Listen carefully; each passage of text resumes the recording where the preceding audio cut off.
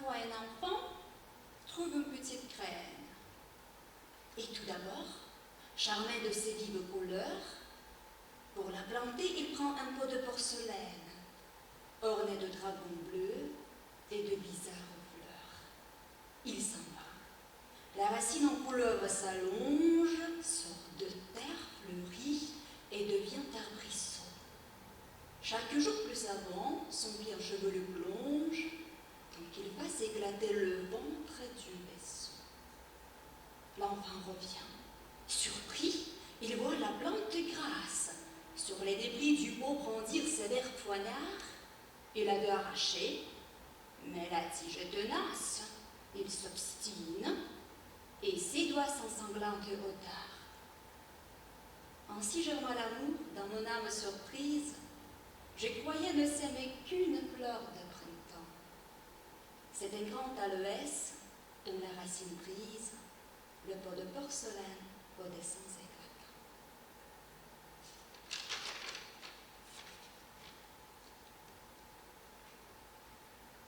Tandis qu'à leurs œuvres perverses, les hommes courent à la tombe, Mars, qui rit malgré les averses, prépare en secret le printemps.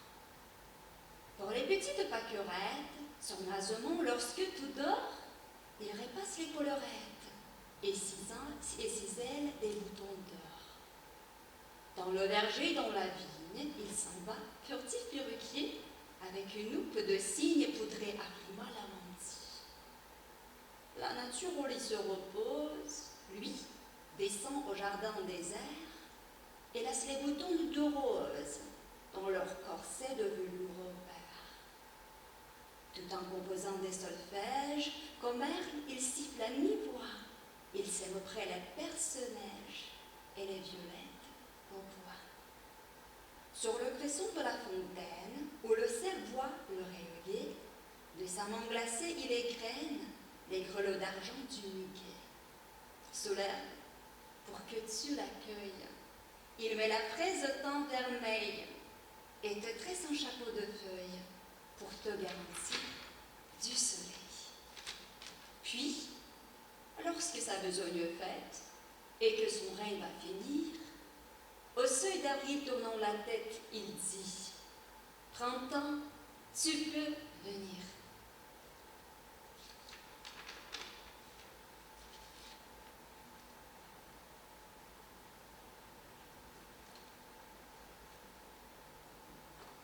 Et n'aveugle au coin d'une borne, hagard comme un jour à la boue, sur son flageolet d'un air morne, tâtonne en se trompant de tout.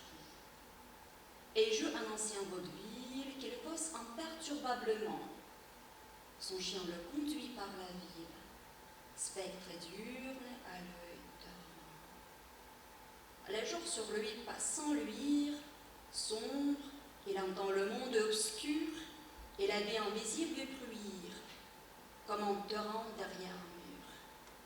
Dieu sait quelle chimère noire hante cette vague cerveau et quels illisibles grimoires l'aider écrit en ce caveau.